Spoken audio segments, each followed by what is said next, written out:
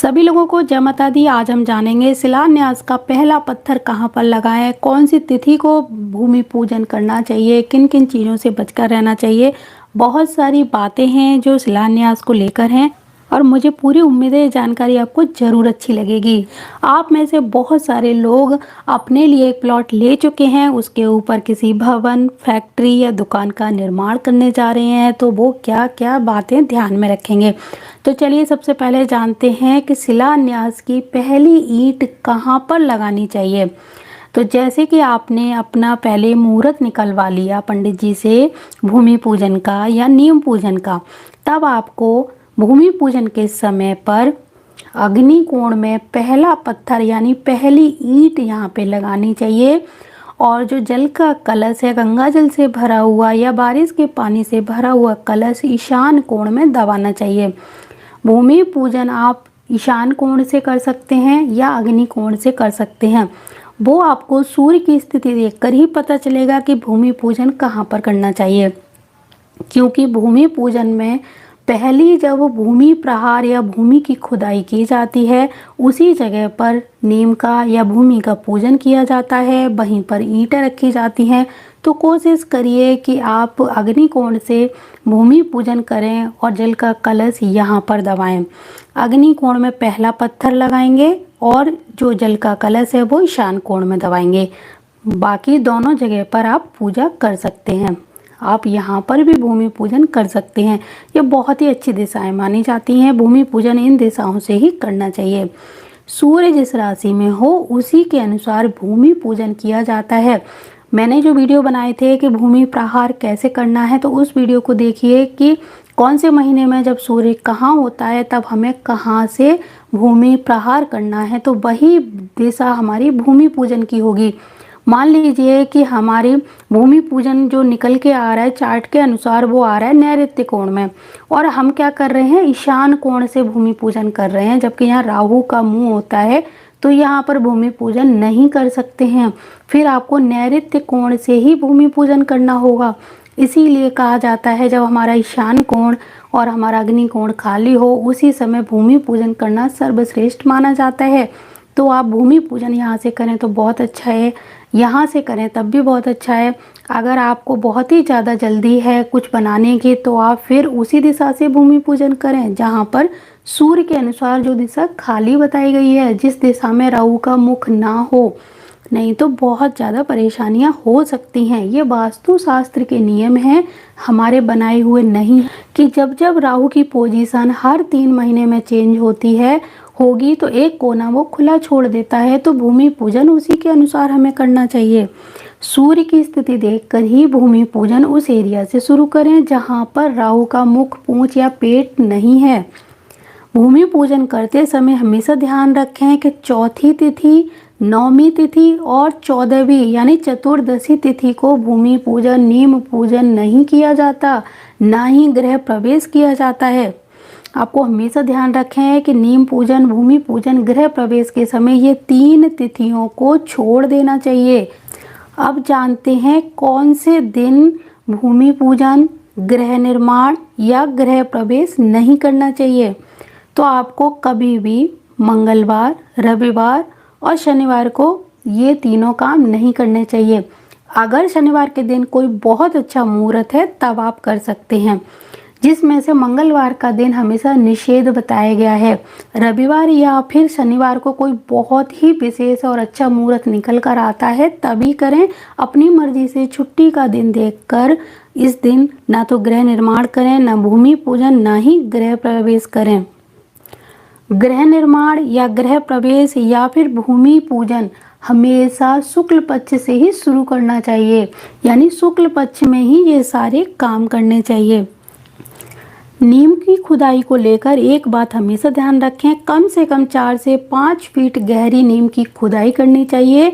इससे घर को बहुत ही अच्छी मजबूती मिलती है। नीम मजबूत होती है, घर की नीम जितनी मजबूत होगी हमारा घर भी उतना ही मजबूत होगा, यहाँ के रिश्ते भी उतने ही मजबूत होंगे। काफ़ी लोग नीम को 2 से 3 फीट खोद कर ही चिनाई शुरू कर देते हैं और वहीं से भवन बनना शुरू हो जाता है, जो कि नीम की मजबूती में बाधक होता है। एक आम धारणा के अनुसार लोग ईशान कोण से ही भूमि पूजन शुरू करते हैं और वहीं से मकान बनवाना शुरू कर देते हैं, जो कि सही नहीं माना जाता। आप पंचांग के अनुसार इसका मुहूर्त जरूर देखिए कि भूमि पूजन की दिशा कौन सी है, उसी दिशा में पूजन और नींव की भराई या खुदाई शुरू करनी चाहिए।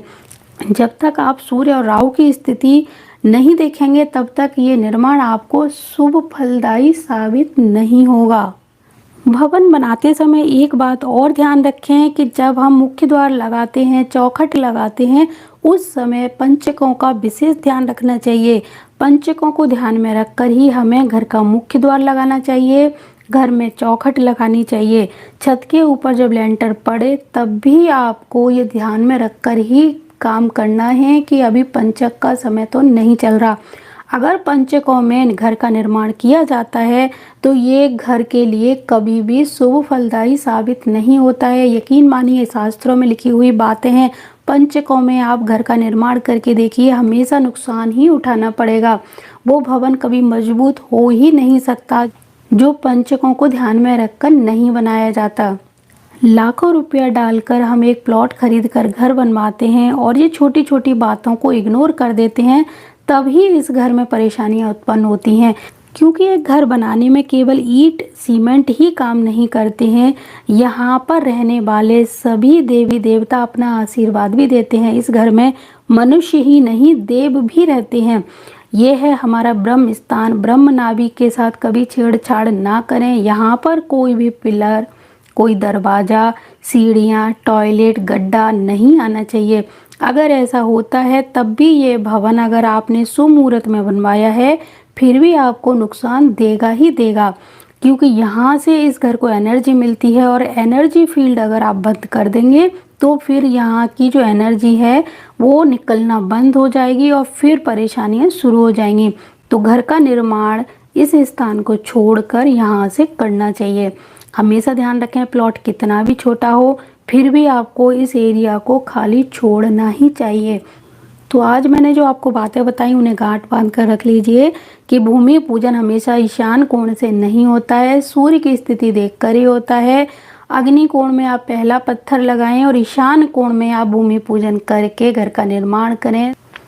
आप अपने प्लॉट के ऊपर मकान, दुकान, फैक्ट्री, किसी भी चीज़ का निर्माण करने जा रहे हो, ये रूल सबके लिए लागू होगा। तो हमेशा ध्यान रखें, इन तिथियों से बचकर रहें। सूर्य की दिशा स्थिति देखकर ही भवन का निर्माण कराएं। और जो भूमि पूजन शिलान्यास के समय जो ईंटों की पूजा होती है वो विधि विधान से कराकर ही जमीन में अंदर स्थापित करें, क्योंकि पहली ईंट जो पूजा करके रखी जाती है उसमें सभी देवी देवताओं का आवाहन किया जाता है, वही हमारे घर को मजबूती देती है। और एक बात और ध्यान रखिए, चलते चलते बताना चाहूँगी कि जिस दिशा से आप भूमि पूजन कराएं उस दिशा में भूल कर भी सेप्टिक टैंक या टॉयलेट नहीं बनाना है। अगर जहां पर पूजन होता है और उसी जगह सेप्टिक टैंक और टॉयलेट बना दिया जाता है तो घर में तो परेशानियां उत्पन्न होती ही हैं, क्योंकि हमने यहां पर बहुत सारे देवी देवताओं का आवाहन करके भूमि पूजन किया था और उन्हीं देवताओं वाले स्थान पर ये चीज़ें बना दी गई, तो वो देवता नाराज़ हो जाते हैं, जिसके कारण घर को बनाने के बाद और इसको बेचने में भी बहुत सारी परेशानियां आती हैं। और एक चीज़ और ध्यान रखें कि आज आपने भूमि पूजन, नींव पूजन करा लिया तो कम से कम 3 महीने के अंदर अंदर जब वो मुहूर्त हो, जिस मुहूर्त में आपने पूजा कराई है उस सूर्य की स्थिति में ही घर का निर्माण शुरू कर दीजिए। अगर आपने आज भूमि पूजन करवा लिया और 6 महीने बाद आप घर का निर्माण करवाने जा रहे हैं तो सूर्य की स्थिति बदल जाती है। उस स्थिति में आपको दोबारा भूमि पूजन सूर्य की फेसिंग देखकर ही दूसरी दिशा से करना पड़ेगा। तो बहुत सारे लोग ये गलती करते हैं कि आज भूमि पूजन करा लेते हैं और 1 साल 6 महीने या 2-3 साल बाद फिर घर का निर्माण कराते हैं। ऐसा बिल्कुल भी नहीं करना चाहिए। तो मुझे पूरी उम्मीद है ये जानकारी आपको अच्छी लगी होगी। और जानकारी कैसी लगी फीडबैक ज़रूर दीजिएगा, और कोई कमी रह गई हो, कुछ और जानना हो तो कमेंट ज़रूर करिएगा, क्योंकि मैं बहुत मेहनत से आपके लिए वीडियो बनाती हूँ और मुझे पूरी उम्मीद रहती है कि आप लोग अपना फीडबैक ज़रूर दें।